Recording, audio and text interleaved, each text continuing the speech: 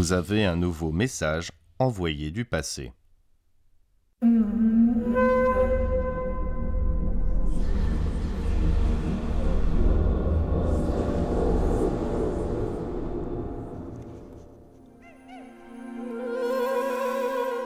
Ce genre d'objet s'appelle un Genmusho. Dans les temps anciens, il s'agissait ni plus ni moins d'un gardien de tombe.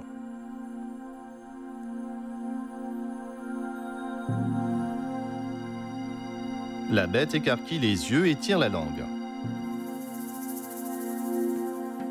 Elle n'est pas en bronze, mais elle est faite de bois chaud.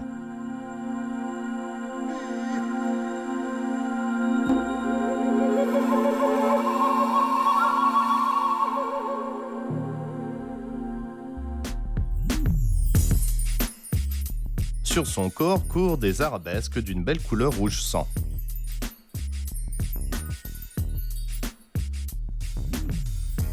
Sur ses têtes se dressent deux paires de bois de cerf qui annoncent le renouveau de la vie. Ces divers ornements semblent indiquer que l'objet provient d'une région au climat humide. L'ancien royaume de Chu. Le pays de Chu, dont le nom signifie broussaille, est alors une région marécageuse. Et le peuple qui y réside fabrique des objets d'art qui s'inspirent des éléments naturels comme le vent, les oiseaux, les nuages sans suivre jamais aucun modèle préconçu. Ici, les anciens Chinois laissent leur imagination vagabonder librement.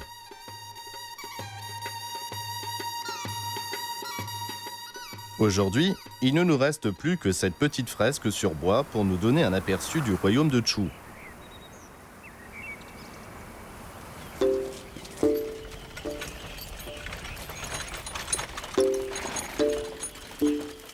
Un homme conduit un char sur une route où pousse un saule pleureur,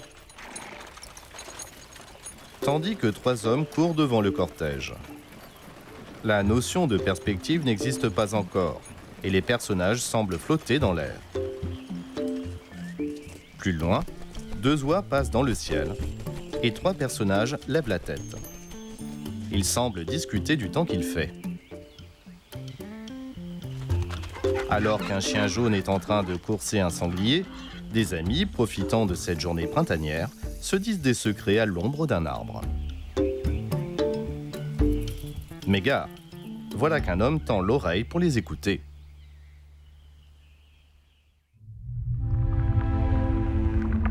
D'après les objets retrouvés dans cette tombe, nous ne pouvons que ressentir avec force le grand esprit de liberté qui animait les sujets du royaume de Chu.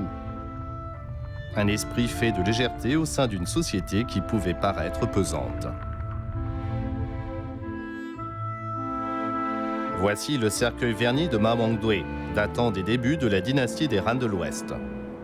Plus de 300 esprits chevauchent les nuages. En voilà un qui, assis dans un coin de ciel, écarte les nuages tout en laissant apparaître un sourire d'enfant.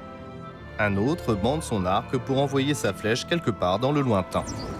Celui-ci se saisit d'un courant ascendant tout en soulevant un nuage de sa patte gauche. Celui-là semble faire de la gymnastique en se faufilant entre les nuages. Au firmament, un esprit esselé joue un air de flûte mélancolique. Au loin, c'est un air de Guting qui lui répond.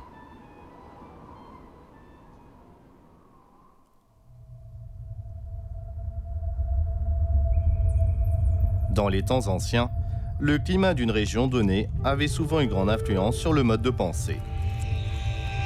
C'est bien à travers ces reliques originaires du royaume de Chu qu'apparaît la riche image de la nature.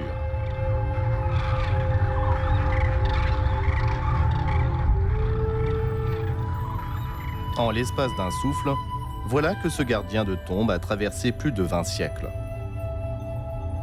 Avec son bois et sa corne, il a lutté contre l'usure du temps et s'est conservé intact, avançant dans l'éternité du ciel et des étoiles.